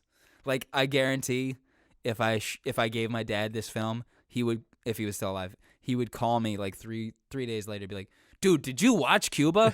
I'd be like, "No, Dad, I just gave it to you." He's like, "Well, you need to watch this. It's really good." Yeah, but excuse me, potentially a date movie, maybe. I would watch with Alicia. I would say no on the date movie because the backstory is that she was 15 and he was 30. Yeah, I guess, but I don't know. I mean, it depends on how cool you as a couple are with just taking that stuff on at face value. Yeah, you know what I mean? Which is what we typically do. We're just kind of like, you know, it happens. Like, it's the same thing as being a Bond fan, or it's like, you know, like we know the disgusting stuff that happens on screen, but we still like it because we like the gadgets and we like the funny lines and all that. So we kind of try to separate that bit. And again, while I'm not condoning that action of a 30-year-old dating a 15-year-old, by setting it in the time period that it is, it implies that action happened during World War II. So it's a little more understandable. You know what I mean? Yeah. You hear stories all the time of our grandparents' generation like that. You know what I mean? And you just circumstances happen where you meet someone and you just fall in love, and it's war, so why not? Yeah. But yeah, I would say that might be the thing keeping it from being a date movie for me. But I just did like that, you know, age aside, you know, I did feel the love there, especially that, like, my heart broke at that plane scene when she's at the fence sobbing and he's like, and she sees him in the window and he's just looking off, still looking at the airport like, no, she's not coming, you know. And yeah, it never implies whether he sees her or not. The way it looked from the angle from when I saw it, he's looking at the airport and she's off this way, so she's out of his peripheral vision. Yeah, so he's kind of looking sadly like, well, she's not coming. And then, but also she's got a ticket in her hand the whole time. That's what bothered me. I'm like, get on the fucking plane. Like, you picked this ticket up. I think she must have second guessed herself. She's like, yes, I want to do it, but no, I can't leave Cuba. And it's like, and she doesn't know her husband's dead at that time. Yeah, so spoilers. This boy Julio shows up to kill. He finally gets the opportunity to kill Juan in person for wronging his sister, and he does. As soon as Juan dives in that pool, I liked that little foreshadowing of you see the sprinkler and then the sprinkler powers down because the guy's standing on it. That was good. Yeah. That was I good. thought that was really cool. Did you? I may have asked you this. Did you watch Better Call Saul? Yeah, I didn't get that far into it, but I watched a bit.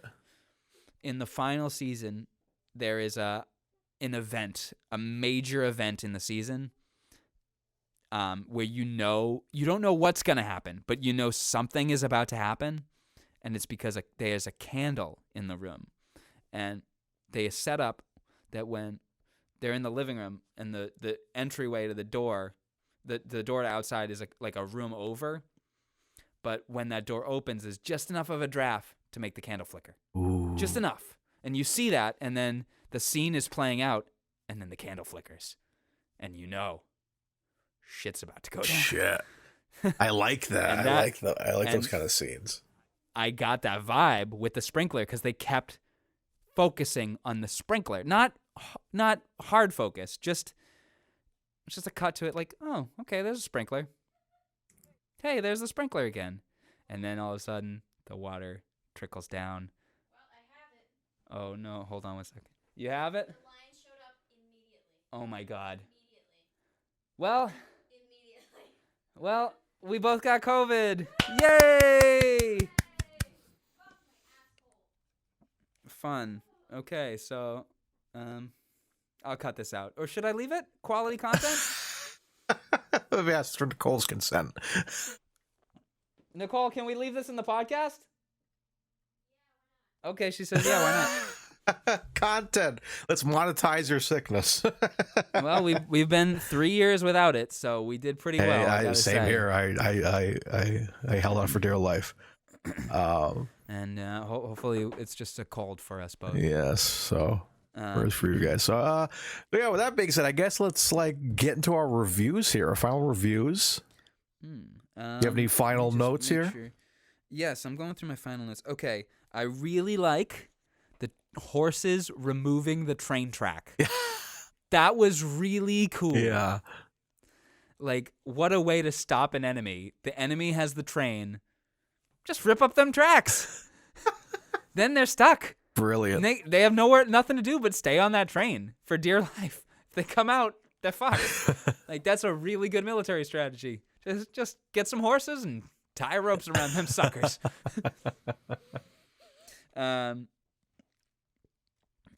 So after the guerrillas start attacking the base, they get taken to the guerrillas' base, and then GUE, not the animals gorilla, not the animal the gorillas, not the band the gorillas, not the animal gorillas, but the fighters gorillas. So they're captured and brought back to the guerrillas' base, and then the government army shows up with a tank, and shit goes to hell, and stuff starts blowing up left, right, and center, which is where I started questioning Richard Lester's action directing, because there's a shot where you see a fuel truck, clearly a fuel truck, and shit is getting blown up, so you know that fuel truck is getting blown up, but in one shot, something behind the fuel truck gets shot, and then you realize, oh, they missed. And then the fuel truck blows up, and okay, now they hit it. But it's made me question Richard Lester's action directing and maybe his editing choices, because there was a spot in the editing room where where somebody was like, should we cut out the one where they miss? And he goes, nah. It adds more realism to it. Yeah. But my main note in that being is that Connery, so Dapes and Gutman, just take off running. He leaves Alex in a fucking war zone. Yeah. I love you so much. Have fun. and she's at that point she becomes Tiffany Case levels of damsel in distress. Yeah. She's like, anything I can do to help? And why don't you make bandages out of these? They won't dirty your nails. Yeah. It's where's this coming from? And also she's she's portrayed as a competent manager of a factory, so not at any point in the film does it imply that she could apply those talents to being a military leader or somebody that can help out in a battle. And I felt like that should have been a moment in the movie where she takes charge and starts pointing out to people what to do. And there also is a moment where Connery goes, "Women," right? Am I wrong about that? She does something, Connery goes, "Women." Oh yeah. Yeah, I don't remember exactly, but which is a nice, not nice, which is I feel a foreshadowing to The Living Daylights. Like, come on, man, and then she Kara runs off on the horse, and then you got the Mujahideen just go, "Women," and yeah, and they all charge onwards. But that's what I expected to happen at this part was that, well, she's being left in a war zone. Time to step up a bit. And she doesn't. She kind of just damsels and distresses a bit. Oh, yes.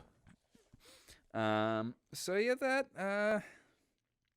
I got a couple more notes. Yeah, the man is robbed in the airport. I really like that. I really liked shaving Gattel. I put shaving Gattel. Because in that scene where everyone starts striking... Oh, another note, broken bottle pile. I really like those scenes where everyone just starts striking. That was really nice. And in the rum factory, Juan is just sitting there as bottles pile up, fall into the floor, clanking away because the machine hasn't been shut off. But when Walter Gattel is being shaved by his servant, he acknowledges that everybody is striking, and then he says, "But not the servants, though. Keep shaving me." Which I think was a nice way, again, not nice, but efficient way to hammer in that these rich assholes are so fucking clueless. Yeah. They have no idea. And their time is over, which will bring me to my last two notes. Carrying pianos to the plane. When all the rich people are getting away on the plane, there's literally 10 dudes carrying 2 grand pianos. Which I thought was white grand pianos, and the sound editor just clanked away on the piano, as the just clonked out a melody just by randomly hitting keys, and that's the sound effect as they carry away grand pianos, which made me really funny because I guess pianos just play random notes when you carry them. But also, having watched Glass Onion this morning, that's 2 films and 3 pianos that I've seen today. Oh, yeah. Oh, the Liberace. Yeah, that was too funny. I think that belonged to Liberace. And then she just keeps hitting it over and over. That was really good. Oh. And then my final note, the plane is smiling. The plane is smiling. Yeah, watch the end clip again. Oh, when the thing goes up? No, wheel? but the plane is flying towards the camera, and the design on the front of the plane, because you know how it'll have a top color and a bottom color, like a shark's belly kind of. Yeah. Well, where that line is, look at the very last shot. It looks like, or not the very last shot, but it looks like the plane is smiling. I'll see if I can pull it up. I'm pulling up right now. Let's see if we can see it. But also, the real last shots of the movie are actual news footage. Yeah, I thought that was interesting. There was a lot of actual news footage put in to this movie. You see what I'm talking about? It looks like a seagull smiling. We will post this on our Instagram. Smiling plane. Oh, yeah. Let me get the... Yeah. I love it. Yeah. Did you screenshot it? Oh, no, I can't, no. Okay, yeah, I just lost it. So I'll go back and... Oh, there we go. I got it. Got it? All right. I'll just leave it. Yeah, I'll just leave it pulled up so I'll get a screenshot of it. But yeah, I just noticed it. I'm like, it looks like the plane is smiling in the way that the fish winks at the end of License to Kill. This could be our pigeon double take, is smiling airplane. Except it's not a bad moment in the movie. Yeah. Yeah. Also, what? Yeah. To the 2 Matts out there, you had pigeon double take, you had Kananga balloon, but why no winking fish? Yeah. Right. Because that, I will say, granted, it's the very last moment of that movie, but boy, does it take me out of that movie. Takes me right out of Wait a second. This is how you're ending this movie? with a winking fish. Okay. And that's where my notes end. Yeah, that's the end of my notes. All right. Well, that has How been. about you? You got anything else you want to cover? That's about it. You know, like I said, I thought the ending was got me emotional with the crying scene of watching Connery fly off. And Oh, you know what? You know what? I will say was a good emotional scene was when he's dropping her off at home, and he's like, "Pick your stuff, grab your stuff, and you're coming with me." yeah, And you can see how heartbroken he is that she is not coming with him. yeah. Also, I just noticed there's a salacious crumb on your amp. Oh yes. I'll show it. I'll show you him after he moves and everything. Oh, that's awesome. But yeah, there's some good emotions in this movie. Yeah, I think all in all, it was good. So I guess this is the portion of the show. Let's get into our Connery rating and our film rating. So as we said before, you'd show this to somebody else. I would. And you'd watch it again. I would. I agree. I would show it to a dad, and I would watch it again. Absolutely. So yeah, Connery rating, film rating. Let me pull up the document here. Make sure we're all good. Okay. Connery Curious Google Sheet. And we are going to 1979, Cuba. We have watched it. Alrighty. And we're going to go with... All right, Mario. What is your film rating? Film, I think I'm going to give it a... I'm going to do like a 6.5. Yeah? Just because, I thought it was good, but there were like just some things that kind of took me out of it, and like some of the audio stuff kind of bothered me, and all that. I wonder if that's just the copy we have. I wonder if like we did ourselves a disservice here. If that's the case, then I would lean at a 7.5. Yeah. Well, what do you want? What do you want to do? What are we going with? Then we'll go with 7.5. I think that is give it the 7.5. benefit of the doubt that the audio might be better. Who knows? Maybe we'll do a special where we revisit our favorite Connery films during this podcast run and see how we still feel about them. And I'd be very down. and for like that. maybe find like the 5 or 6 highest rated. ones of- top 5 Connery films, and then and even some of the memorable ones, again, we were talking about it earlier, I would watch Sword of the Valiant again now. I want to watch Sword of the Valiant again. I'm looking at my rating 3.5, and I'm like, that could go up. Yeah. I could give that a 5.5, 6 maybe. We'll have to do out a special. We're talking about doing we can do commentary tracks on our favorite ones. That could be fun. Connor Terry. Connor Terry. I like that. Commentary tracks. All right. Well, I'm gonna copy yours. I'm gonna give this a 6.5. I'm gonna take your previous rating. Okay. You give up the 6.5. I'm gonna take it. Okay. I'm giving this film a 6.5 out of 10 All right. because I enjoyed it. Is better than average, but I think some of the editing, some of the action direction, there were some things left to be desired. I think the editing really took a lot away from it for me. Sure. Yeah. Yeah, and I think even if I watch this in HD, I think I'd still give it a 7 at the most, just because of how much I actually enjoyed it. It's good, and I would rewatch it, but I think, I'm more likely to rewatch First Night or Man Who Would Be King. Yes. Of the ones we've watched so far. Oh yeah. I think Man Who Would Be King is still my favorite one so far that we've done. For me. It's between that and First Night for me. Oh, I First think. Night. Yeah. Well, okay, so I gave Man Who Would Be King a 9. I gave First Night an 8. But upon reflection, I really liked First Night. First Night's really good. Yeah. All right, so let's do our Sean. So you gave it a 7.5, and I gave it a 6.5 out of film. What are we giving Sean? What are we giving our boy? I'll let you go first on this one. All right, I'm gonna give him a 9.5. 9.5. Yeah, he's doing the work in this movie. He's showing up, saying his lines, delivering the emotion, hitting the mark. And I say that it sounds kind of like routine and generic, but the best actors do that. The best actors come in, they say their dialogue, they deliver it with emotion, they hit their mark, and they go home. Yeah. And that's what Connery's doing in this movie, and he's on the ball. He clearly likes this role. He likes the dialogue. He is invested in the character. He even seems like he's having a bit of fun in parts. Even though the character itself isn't having fun, the character is clearly like getting more and more disgusted with the people that have hired him. Yeah. But he's enjoying the role as a actor. I can see. You know what? All right, I'm giving him a 9. I'm gonna take it down a bit. That's what I have. That's why I have a solid 9. Same reasons where it's like, we do talk about in past episodes, anyways, of like, where is he at this point in his career?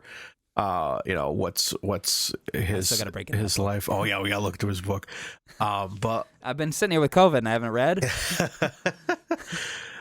So yeah, it's I think this is a really good performance. Again, it looks like he's having a good time, and not a ball like he's having with Michael Caine in Man Who Would Be King, but he's enjoying his acting experience and maybe the trip to Spain. Yeah, and it's a very even like the very simple dialogue scenes, he just seems to be like comfortable, and he looks great, and and I'm sure acting with a beautiful young woman doesn't hurt either. Of course.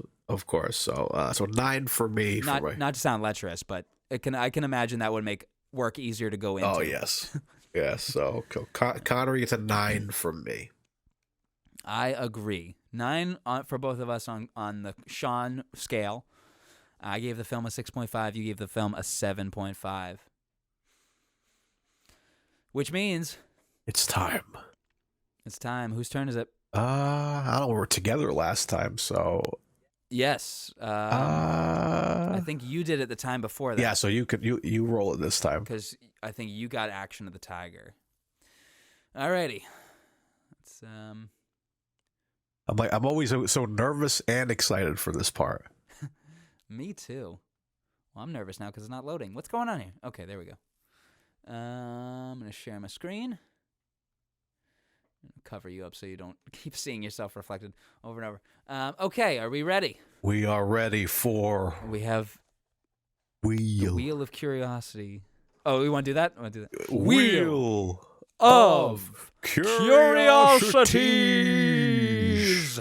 I just remembered that I had a list of segments here that we could do, and we covered them all. Can it 007? Where's the 007 theme go? Sean Connery quote. We got that one. And the status of the S. Are the S's H? Yes. We did all of those.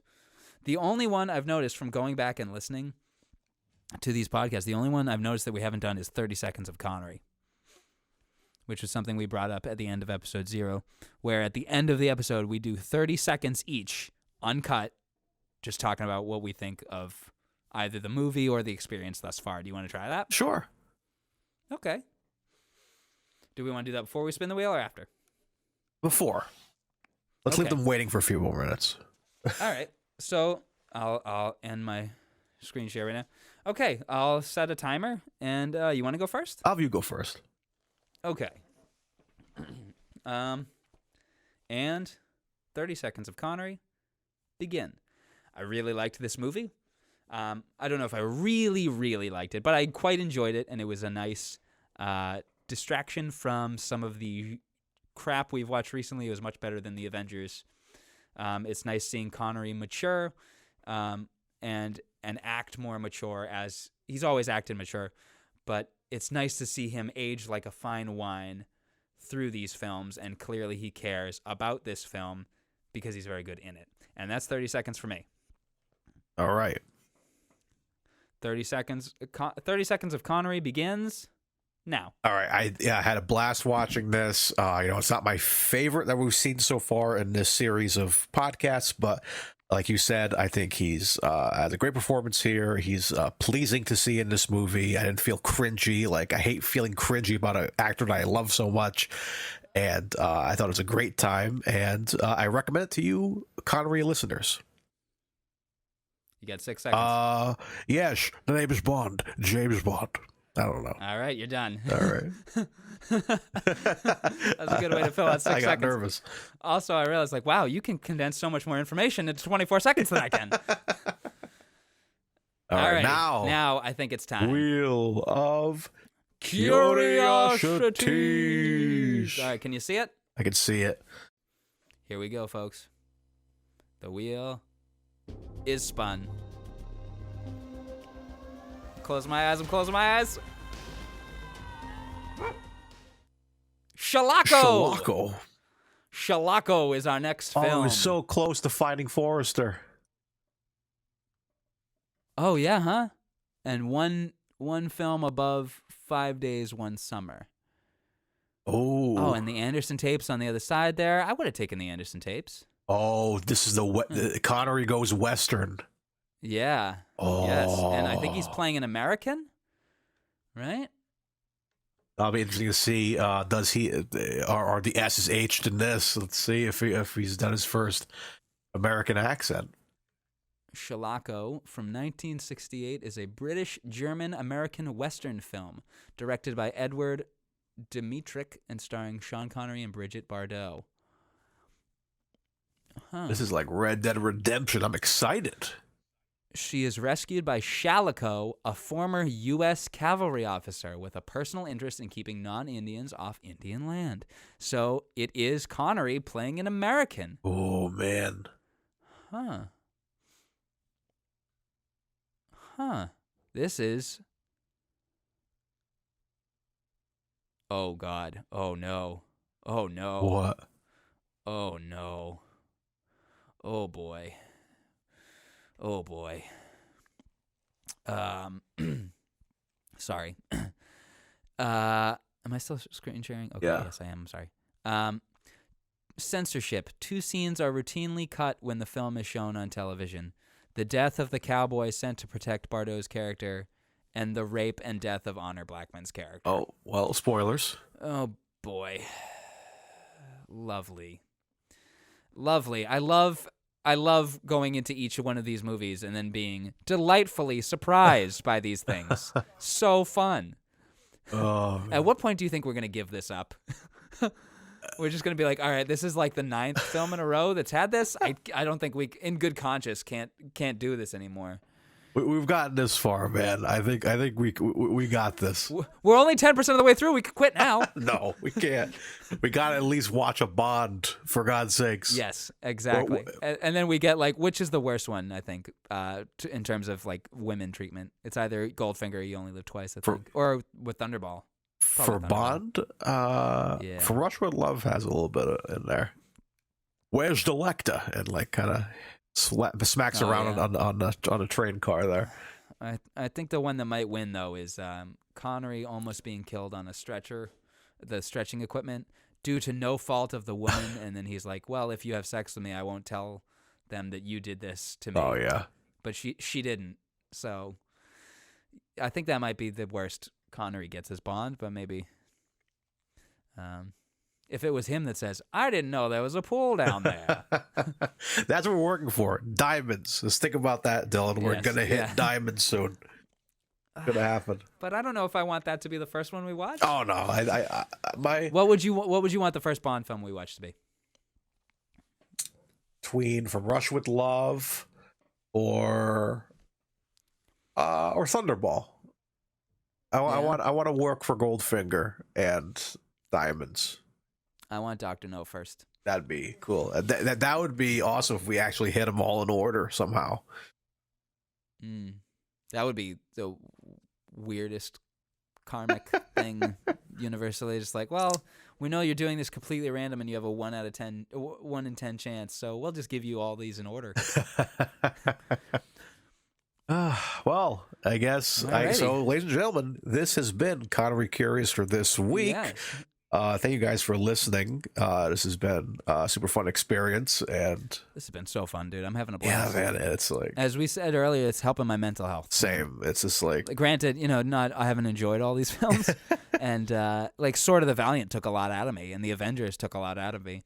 But talking with my good friend here makes it all that's better. what Gives me something to look forward to. Yeah, each not week. to sound cheesy, but like this is why I like doing it, not because of the films, because I get to hang out with you, we get to talk, and we're laughing our asses off of like these, something we have literally bonded over for several years, and it's cool. And I think we're gonna get some cool stuff in the future.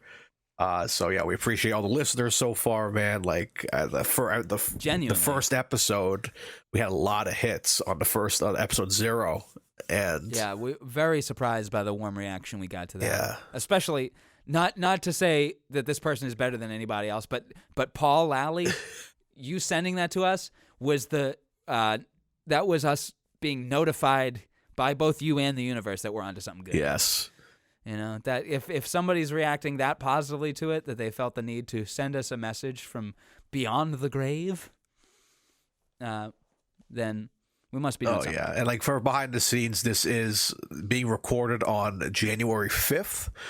So you guys might hear this several Happy New weeks Year. after Happy New Year, all that. So you guys might be hearing this a little later on in the coming, I think a month after. But You want to tell them why?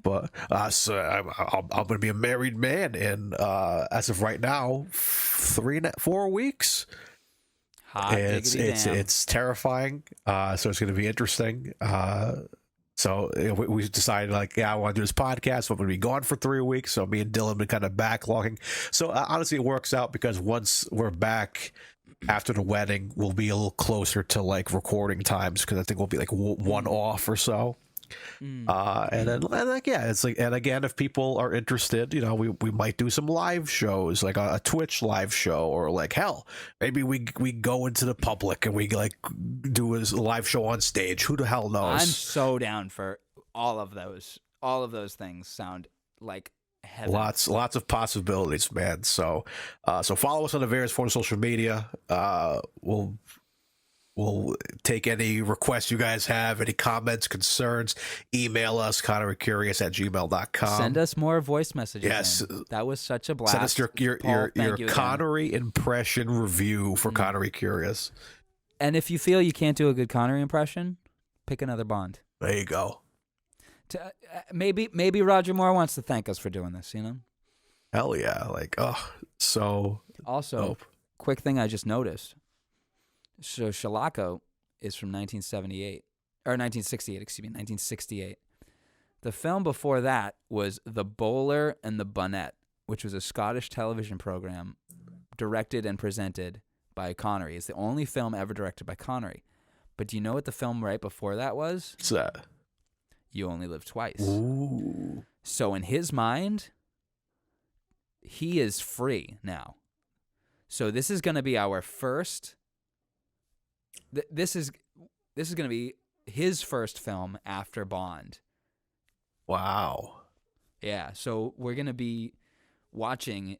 And he's going to be doing an American accent, or maybe not, but we're going to see his energy level after being let go from a job he didn't like, or quit from a job he didn't like. You know what I mean? Yeah.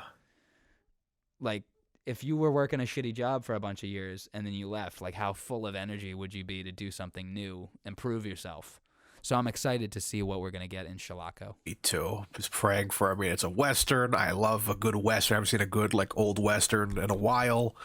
So curious to see what it's like with Connery at the helm here. So that's going to be very interesting. So The last Western I saw was whichever one was on the TV in Cuba.